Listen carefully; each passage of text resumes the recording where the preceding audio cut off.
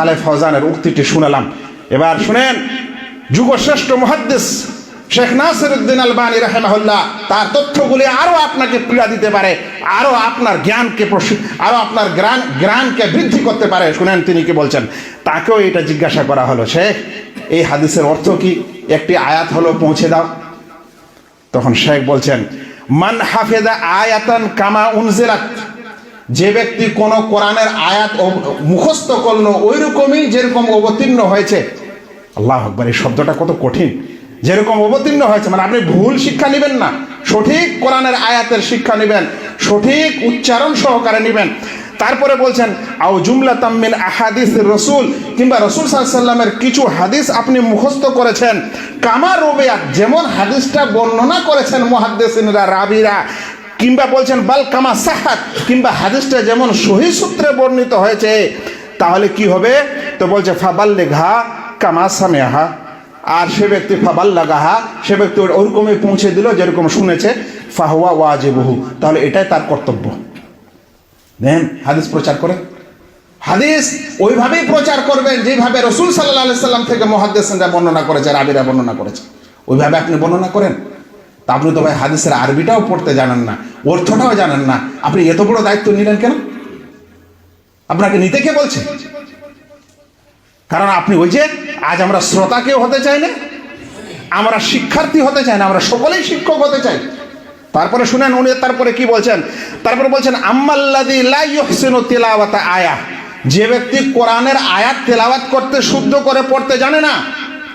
তারপরে আগে গিয়ে বলছেন কিংবা হাদিস তো বর্ণনা করে বটে, কিন্তু হাদিস বলতে গিয়ে লাহান করে, আও ইউলহেন, লাহান করা মানে মানে অক্ষর ধরনের আলহামদু, তো আলহামদুর জায়গায় সে বলছে আলহামদু, মানে জাবারটাকে জের করে দিয়েছে, এটাকে বলা হয় লেহান। লেহান অনেক ধরনের হয়, এটা উদাহরণ দিলাম।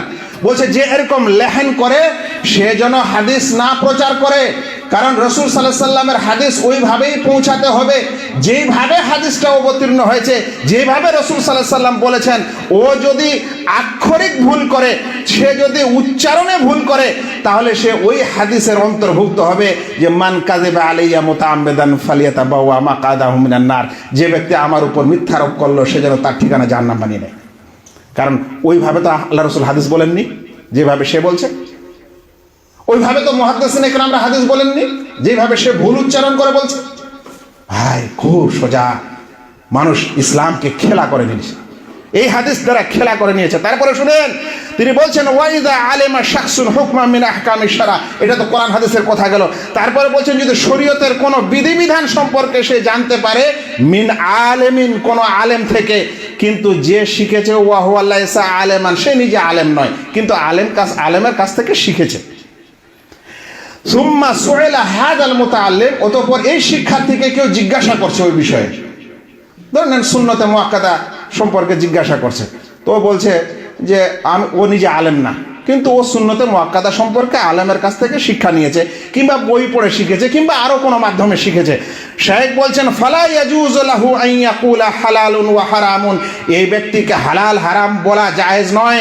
ওয়া ইন্নামা ইয়াকুলু আনা সামিআতু ফুলানান ক্বালা কাযা, এই ব্যক্তির জন্য বলতে হবে যে আমি অমুকের কাছ থেকে শুনেছি, তিনি এরকম বলেছেন, তিনি এরকম লিখেছেন, তিনি এরকম ফতোয়া দিয়েছেন।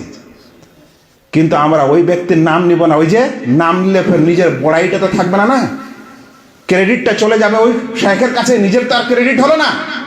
শুনেন, যারা এই আলেম ওলামাকে এইভাবে অপদস্থ করে এবং আলেম ওলামার তথ্য নিয়ে নিজের নামে তথ্য করে প্রচার করে, এরা সকলে মিথ্যুক।